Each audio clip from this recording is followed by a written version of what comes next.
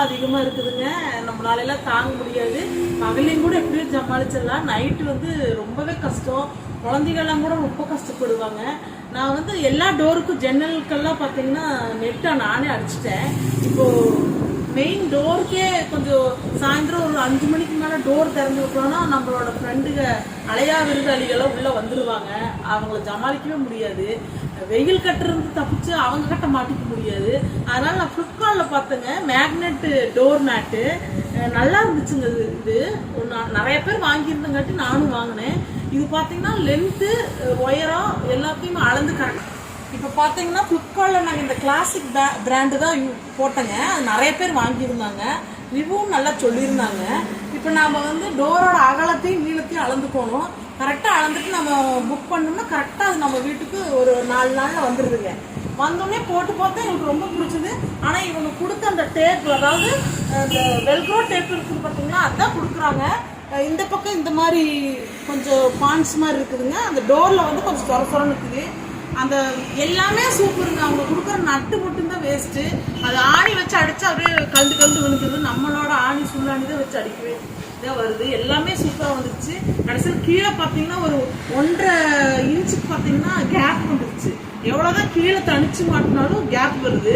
ஐயோ, நம்ம சொந்தக்காரங்களுக்கெல்லாம் அறிவு வேற ஜாஸ்திங்களா, அடையா விருந்தாளிங்க உள்ளே வந்துடுறாங்க நீட்டாக. அதனால் நான் என்னடா பண்ணுறது பார்த்துட்டு நான் டோருக்கு வாங்கின நெட்டு கொஞ்சம் மிச்சம் இருந்துச்சுங்க. அதில் நான் வந்து கொஞ்சம் நம்ம மூலையும் கொஞ்சம் யூஸ் பண்ணுவோமேங்கிற கூட சுருக்கு பாவடை மாதிரி சுருக்கு வச்சு கீழே பார்த்தீங்கன்னா இப்போ நம்ம கீழே சிங்கிள் கைட் போட்டு நீட்டாக கீழே வந்து ஒரு லேயர், அதாவது 1.5 இன்ச்சுக்கு தகுந்த மாதிரி கொஞ்சம் கீழே தரையில் படுத்த மாதிரியே நான் போட்டிருக்கிறேன். இனி இது வழியாக அவங்க வரவே முடியாது.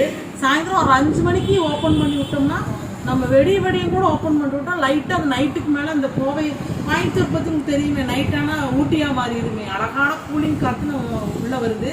அதனாலேயும் கூட கொஞ்சம் நல்லா ஃப்ரெஷ்ஷாக இருக்குது. நீங்களும் பார்த்தீங்கன்னா தயவுசெய்து இந்த மேட் ஒன்று ஆர்டர் போட்டுக்குங்க. ஆர்டர் போட்டு நீங்கள் நீள அகலத்தை மட்டும் அளந்து கொஞ்சம் எக்ஸ்ட்ராவே வாங்கிக்கோங்க. தப்பில்லை. நம்ம தைக்கிற மிஷின் இருந்துன்னா நம்ம கொஞ்சம் ஒரு சுருக்கம் கூட வச்சு தைச்சிக்கலாம். சரிங்களா? வாங்கி நீங்களும் போட்டுவிட்டு ஒரு 5 மணிக்கு மேலே டோரை ஓப்பன் பண்ணிடுற தைரியமாக கூலிங் காற்று வருது. குழந்தைகளுக்கும் உங்கள் வீட்டுக்காரர் வராங்க பாவம், அவங்களுக்கும் எல்லாருமே நிம்மதியாக தூங்கிட்டும் காலையில் ஃப்ரெஷ்ஷாக எழுந்திரிக்கலாம். எப்பவுமே டோர் திறந்தே இருக்கலாம். ஏன்னா நம்ம ஓப்பன் பண்ணோம்னா அது ஓப்பன் ஆகிட்டு வெளியிலேருந்து வரும்போது டக்குன்னு அதே க்ளோஸ் ஆயிடுது. இது பார்த்தீங்கன்னா இது ஃபுல்லாக மேக்னெட் தான். இது பார்த்தீங்கன்னா அங்கங்கே உங்களுக்கு மேக்னெட் கொடுத்துட்றாங்க. அதுவே டக்குன்னு க்ளோஸ் ஆயிடுது. ஒரு கொசு உள்ளே வர முடியுது. ஆனால் நீங்களும் போட்டு இது பயனடைங்க. இந்த இடத்துல ஓப்பன் இருக்குதுங்க. நான் இந்த ஓப்பனோடு சேர்த்து தான் தைக்கிறேன். தைச்சிட்டு கடைசியில் இந்த இடத்துல நான் கட் பண்ணி விட்டுருவேன். ஓகேங்களா? அப்போ கட் பண்ணி விட்டுட்டா 2 ஈக்குவலாக வரும். முதல்ல கட் பண்ணி விட்டுட்டோம்னா அது நம்மளுக்கு கரெக்டாக தைக்கிறோமா அப்படின்னு நம்மளுக்கு வேறு தெரியாது. அதனால் கரெக்டாக நம்ம ஓப்பன் பண்ணிவிட்டு மேக்னெட்டை பக்கத்தில் கொண்டு போனாலே அது ஒட்டிக்குது. நல்ல மேக்னெட்டு, நல்ல ஒரு தயாரிப்பு, நமக்கோசரமே தயாரிப்பு பண்ணியிருக்கிறாங்க.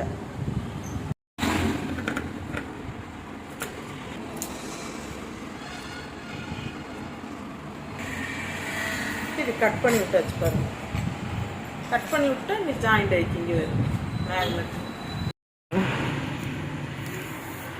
போட்டு கரெக்டாக. இப்போ நான் க்ளோஸ் பண்ணிட்டு இது வந்துட்டு போனோம்னா அதுவே க்ளோஸ் ஆகும் மேக்னெட்டு. இப்போ கீழே பார்த்தீங்கன்னா நம்மளுக்கு அந்த கேப் இருக்கிறங்காட்டி நான் இந்த கொசுவோட நெட் அடிச்சிருக்கிறேன். இப்போ நீட்டாக இருக்கு.